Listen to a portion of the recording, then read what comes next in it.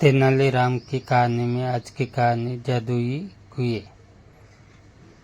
एक बार राजा कृष्णदेव राय ने अपने गृह मंत्री को राज्य में अनेक कुएं बनाने का आदेश दिया। गर्मियां पास आ रही थी, इसीलिए राजा चाहते थे कि कुएं शीघ्र तैयार हो जाए ताकि लोगों को गर्मियों में थोड़ी राहत मिल सके। गृह मंत्री ने इस कार्य के लिए शाही कोष से बहुत सा धन लिया। शीघ्र ही राजा के आदेशानुसार नगर में अनेक कुएं तैयार हो गए। इसके बाद एक दिन राजा ने नगर भ्रमण किया और कुछ कुएं का स्वयं निरीक्षण किया। अपने आदेश को पूरा होते देख वह संतुष्ट हो गए। गर्मियों में एक दिन नगर के बाहर कुछ गांव वाले तेनालीराम के पास पहुंचे। वे सभी गृह मंत्री के विरुद्ध शिकायत लेकर आए थे। तेनालीराम ने उनकी शिकायत सुनी और उन्हें न्याय प्राप्त करने का रास्ता बताया। तेनालीराम अगले दिन राजा से मिले और बोले, महाराज, मुझे विजयनगर में कुछ चोरों के होने की सूचना मिली। वे हमारे कुएं चुरा रहे हैं। इस पर राजा बोले, क्या बात करते हो तेनाली? कोई चोर कुएं को कैसे चुरा सकता है? महाराज, ये बात आश्चर्यजनक जरूर है, परंतु सच है। वे चोर अब तक कई कुएं चुरा चुके हैं। तेनालीराम ने बहुत ही भोलेपन से कहा। उनकी बात सुनकर दरबार में उपस्थित सभी दरबारी हंसने लगे। महाराज ने कहा, तेनालीराम, तुम्हारी तबीयत तो ठीक है? आज कैसी बहकी बातें कर रहे हो? तुम्हारी बातों पर कोई भी व्यक्ति विश्वास नहीं कर सकता।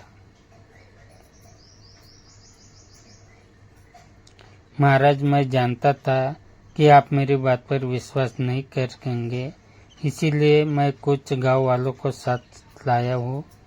वे सभी बाहर खड़े हैं। यदि आपको मुझ पर विश्वास नहीं है तो आप उन्हें दरबार में बुलाकर पूछ लीजिए, वह आपको सारी बात विस्तार पूर्वक बता देंगे।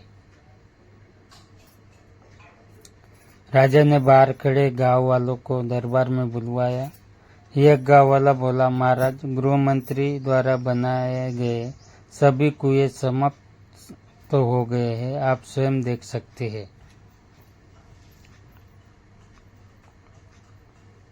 राजा ने उनकी बात मान ली और गृह मंत्री तेनालीराम कुछ दरबारियों तथा गांव वालों के साथ कुएं का निरीक्षण करने के लिए चल दिए।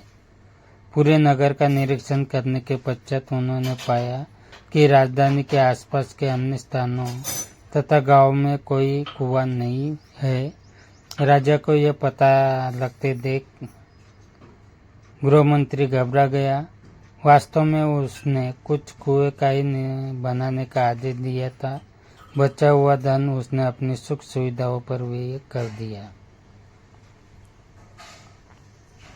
अब तक राजा भी तेनालीराम की बात का अर्थ समझ चुके थे।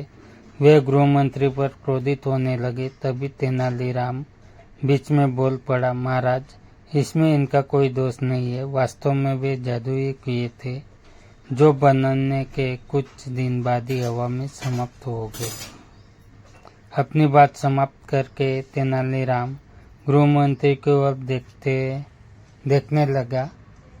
गृह मंत्री ने अपना सिर शर्म से झुका लिया। राजा ने गृह मंत्री को बहुत डांटा तथा उसे 100 और कुएं बनवाने का आदेश दिया। इस कार्य की सारी जिम्मेदारी तेनालीराम को सौंपी गई।